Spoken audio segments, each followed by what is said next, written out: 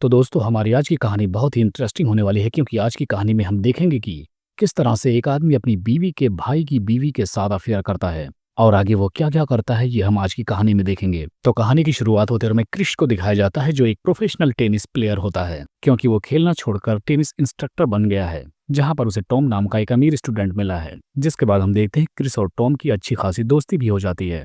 तब Tom Chris को एक दिन ओपेरा देखने के लिए लेकर जाता है, जहां पहुंचने के बाद उसकी मुलाकात टॉम की पूरी फैमिली से होती है और उसकी बहन क्लोई को क्रिश पहले ही नजर में पसंद आ जाता है। जिसके बाद अब हम देखते हैं क्रिश टॉम के घर आता जाता रहता है और इसी बीच क्रिश और क्लू दोनों एक दूसरे के काफी करीब आने लगते हैं, जहां पर उसे पता चलता है कि क्रिश एक बहुत ही गरीब फैमिली से बिलोंग करता है, लेकिन उसने कड़ी मेहनत करके ये मुकाम हासिल किया है। अब यहाँ पर क्लो क्रिश के साथ रिलेशनशिप में आने के लिए अपने डैड से बात करती है। वो अपने डैड से कहते हैं कि वो उसे अपनी कंपनी में जॉब दे दें, तो इस बात के लिए क्लोई के डैड भी मान जाते हैं। जिसके बाद हम देखते हैं कि अब क्रिश ऑफिस जाना शुरू कर देता है, जहां पर उसकी मुलाकात एक दिन टॉम की गर्लफ्रेंड नोला से होती है और ये लड़की एक एक्ट्रेस होती है, लेकिन आजकल उसे कोई पूछ नहीं रहा होता है। जिसके बाद हम देखते हैं टॉम और क्रिश दोनों अपनी अपनी गर्लफ्रेंड के साथ होटल में डिनर करने के लिए जाते हैं। अब अगले दिन क्रिश की नोला से मुलाकात हो जाती है। तब वो एक रेस्टोरेंट में बैठकर बातें करने लगते हैं, जहां पर नोला बताते हैं कि टॉम उसकी मॉम को पसंद है, तो बस अब उसे शादी करने की देरी है। लेकिन नोला की मॉम को नोला का एक्ट्रेस होना पसंद नहीं है। अब हम देखते हैं एक दिन नोला अपनी मॉम से बहस करती है और गुस्सा होकर बाहर बारिश में भीगने चली जाती है। तभी वहां उसे रोकने के लिए क्रिश पहुंच जाता है।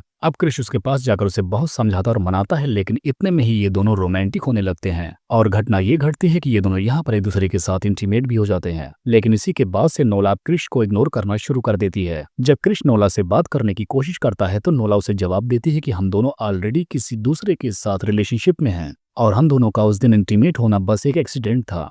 ये सब सुनने के बाद क्रिश अब जाकर क्लोई के साथ शादी कर लेता है। अब शादी के जब कुछ वक्त गुजर जाते हैं तब क्रिश की मुलाकात जब टॉम से होती है तब उसे पता चलता है कि टॉम की गर्लफ्रेंड नोला अब उसके साथ नहीं रहती, क्योंकि टॉम की मॉम को नोला पसंद नहीं थी, जिसकी वजह से टॉम को उसे छोड़ना पड़ जाता है। अब इतना ही सुनते ही क्रिश फिर से नोला के बारे में सोचना शुरू कर देता है। अब वो नोला को ढूंढने की बहुत कोशिश करता है, लेकिन नोला उसे कहीं नहीं मिलती। तब तक हम देखते हैं टॉम की भी उसकी दूर की एक कजन के साथ शादी हो जाती है। एक दिन क्रिश क्लोई के साथ लाइब्रेरी जाता है, जहां पर उसकी मुलाकात नोला से हो जाती है। उससे मिलने के बाद क्रिश उससे कहता है कि उसने उसे बहुत ढूंढने की कोशिश की। तब नोला उसे बताते हैं कि वो कुछ टाइम के लिए यहाँ से चली गई थी। तब यहाँ पर क्रिश नोला से फिर से उसका नंबर मांगने लगता है, लेकिन नोला उसे नंबर देने से मना कर देती है, क्योंकि वो कहती है कि तुम्हारी अब शादी हो चुकी है। लेकिन क्रिश के काफी फोर्स करने के बाद नोला उसे उसका नंबर दे ही देती है और अगले ही क्षण में दिखाया जाता है क्रिश नोला के अपार्टमेंट में जाकर उसके साथ धूम धड़ाका कर रहा है और इस तरह से इनका रिलेशन फिर से स्टार्ट हो जाता है। और काफी दिन चलने के बाद नोला भी इस चीज को सीरियस लेने लगती है। इधर हम क्लोई को देखते हैं जो क्रिश के साथ बच्चा पैदा करने को ट्राई कर रही थी, लेकिन वो सक्सेस नहीं हो पा रही थी। लेकिन इधर एक दिन नोला क्रिश से कहती है कि वो उसके बच्चे की माँ बनने वाली है।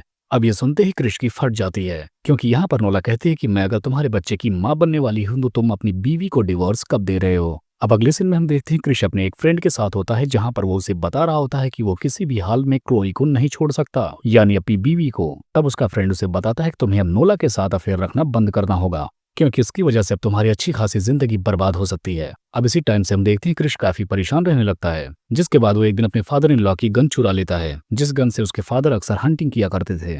अब क्रिश उस गन को लेकर पहले तो नोला के पड़ोसी के यहाँ जाता है, ये कहते हुए कि वो वहाँ का केबल चेक करने के लिए आया है। तभी क्रिश को मौका मिलता है और वो नोला की पड़ोसन को मार देता है और उसकी अलमारी से कुछ सामान चुराता है, ताकि पुलिस को ये लगे कि यह हत्या चोरी करने के लिए की गई। और जब कुछ टाइम के बाद नोला अपने घर आती है तो वो उसे भी गोली मार देता है। जिसके बाद हम देखते हैं क्रिश घर आकर उस गन को वापस उसी जगह पर रख देता है और जो गहने उसने नोला के पड़ोसी के यहाँ से चुराए थे उसे उसने नदी में फेंक दिए। और वो एक ऐसा क्राइम सीन बनाता है कि वो सारी हत्याएं किसी चोर ने की हैं।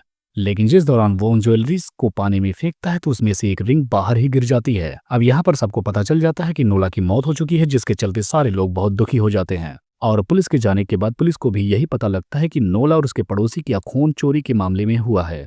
लेकिन उनमें से एक पुलिस वाले को लगता है कि शायद वो खून क्रिश ने किया हो, और पुलिस को भी ये बात जल्द ही पता चल जाती है कि नोला के पड़ोस में हुई चोरी वाले गहनों में से रिंग एक ड्रग विक्रेता के पास मिली है। तब उन्हें लगता है कि शायद उसी ने ये खून किए होंगे, लेकिन असलियत में उस ड्रग बेचने वाले आदमी को वो रिंग उसी जगह पर गिरी पड़ी मिली जहां पर क्रिश ने फेंका था। अब यहाँ पर क्रिश पुलिस से तो बच जाता है, लेकिन उसे एक दुख रह जाता है कि उसने उसके साथ साथ उसके बच्चे को भी मार दिया।